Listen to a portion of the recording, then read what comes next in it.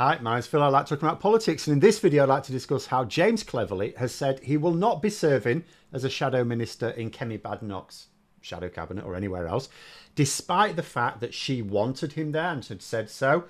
But why doesn't Cleverly want a frontline role, and is it a sign that perhaps Badenoch could struggle to attract other big hitters into her top team? But first, for daily political commentary, please click the subscribe button so you don't miss out. So, being fair, Cleverly is not picking on Badenoch here. He announced that he would not accept a shadow ministerial position before the leadership contest results. In fact, it actually makes more sense that Cleverly would not want to serve under Jenrick. Because although Cleverly is not bothered to argue strongly against leaving the ECHR, which is Jenrick's main policy, he's made it clear he doesn't approve. We can also assume that if Cleverly is thinking he might have another crack at the leadership again after, what, maybe even 2 years' time, it would be quite jarring to going from saying, yeah, we shouldn't be leaving the ECHR to saying, oh, yeah, we absolutely should, because he'd have to, serving under Jenrick, it will be party policy. And he'll get plenty of stick from journalists for doing so, only to then, at the next leadership contest, have to go back to, yeah, we shouldn't actually leave. But Jenrick didn't win. Badenoch did. Cleverly's also opposed to her general thinking as well. Badenoch's all about the culture. We don't really know where she is on policies, but she's all about the culture wars, blaming the old woke blob, all the rest of it. And Cleverly campaigned specifically on a platform of, can we drop the silly attacks and focus on engagement, not division, please? And it would have been easier for Cleverly to serve under Badenoch than Jenrick. But he'd already decided he wasn't going to bother no matter whom. So you think, well, so why not? Because this is the same James Cleverly who, as Foreign Secretary and on an official trip to the United States at a time when there were rumours that Rishi Sunak might be thinking of a reshuffle, he publicly begged across the Atlantic not to be removed from his job. It was a fairly pathetic, tragic display. And I've said before, it suggested to me he hasn't really got the backbone to lead a political party, especially one as fractious as the Conservatives right now. And for someone with future leadership ambitions, you usually want to be on the front bench in order to raise and maintain a public profile. And given that Cleverly seems to still have those ambitions, because he was pointedly asked, according to the Financial Times, what about the next leadership contest then? He wouldn't rule it out, which is basically his way of saying, yeah, I'm up for that. And he also showed some interest in maybe running for Mayor of London next time as well. But it would seem odd to want to wallow on the backbenches. But there are several advantages to him for this. The first is that although Badenoch was the favourite to win today, nobody was really certain. Now, it's been pointed out that if Jenrick had won, it might be down to the fact that he was a backbencher, whereas Badenoch was a shadow minister. Why does that matter? Because Jenrick had the time to visit lots of Conservative members around the country, and he did do. He was all over. Badenoch was stuck in London for a lot of the time, focusing on her shadow brief.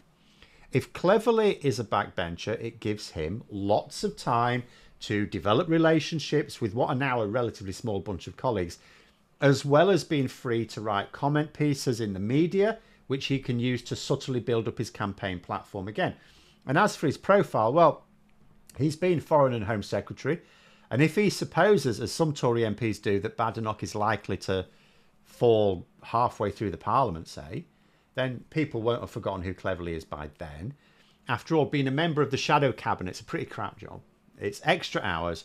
You have to toe the party line, even if you disagree very strongly. There's no real benefit in doing the job other than getting experience, proving yourself for future promotions. But, you know, Cleverly may well have feared also, I think, all sorts of absolutely insane arguments under either possible leader, and having, you know, so as a, let's say he was made Shadow Home Secretary, he would have to go onto the telly backing some insane policy, and then it would be on film. So when he then tried to move on and become leader himself, people would drag these clips up. He could probably decide he could do without that irritation. And his presence on the backbenches could also be a problem for Badenoch. Now, being clear, I strongly suspect Badenoch, or Jenrick either, come to it, didn't really want James Cleverly in their shadow cabinet in an ideal world. He's not actually competent. He's never delivered on any project in government, and he's run multiple government departments. He's not strong in debates. I mean, there are worse people, but he's not good. He's likable enough on a personal level, but that's about it. And above all, he would in shadow cabinet, he would resist their main political pathways because he really doesn't agree with them. He actually thinks they're harmful. However, James Cleverlys has a lot of support in the parliamentary party. Now, only an idiot packs their front bench with only their close allies. Johnson and Truss did that, especially Truss. So when the end came for them, they really had no wider support as a result, although Truss was probably bound anyway. So the new leader will want Cleverlys in their shadow cabinet, not because of his skills, doesn't have any, but because of his supporters. You know, his supporters would therefore feel they had representation at the top table and be less inclined to be difficult over controversial policies. And Badenoch, we don't really know what her policies are, but they're bound to be fairly controversial. Also, with Cleverlys refusing to accept a position, it might inspire a few other senior Tory MPs to also refuse. Like I say, there's not a lot to be gained from being a shadow minister. It's different if you're inexperienced or you're not really well known, because, you know, you can get that experience, you can prove yourself.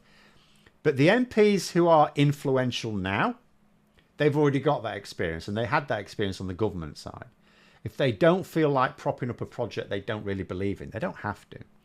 Obviously, Cleverlys himself cannot be seen to be undermining the leader on the backbenches. Otherwise, his own leadership ambitions will suffer. And another thing, what he will want to do as well, like if you imagine this future in, say, let's say 2 years' time or something, where Kemi Badenoch is being deposed, well, Kemi Badenoch has her supporters. James Cleverlys would like to win those supporters. So he will want to be seen to be someone who, although he wouldn't serve in her shadow cabinet, nonetheless gave her whatever public backing she required as leader. So he's bound to do that whilst allowing others to subtly undermine her.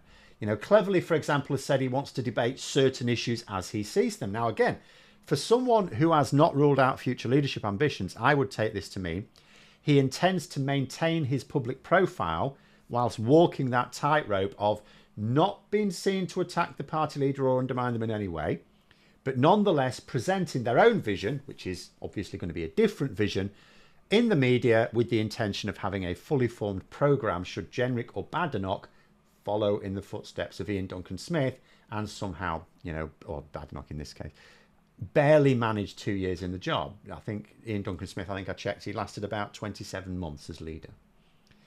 You know, Badenoch will at least outlast Liz Truss, but that is because she cannot actually sink the pound from opposition.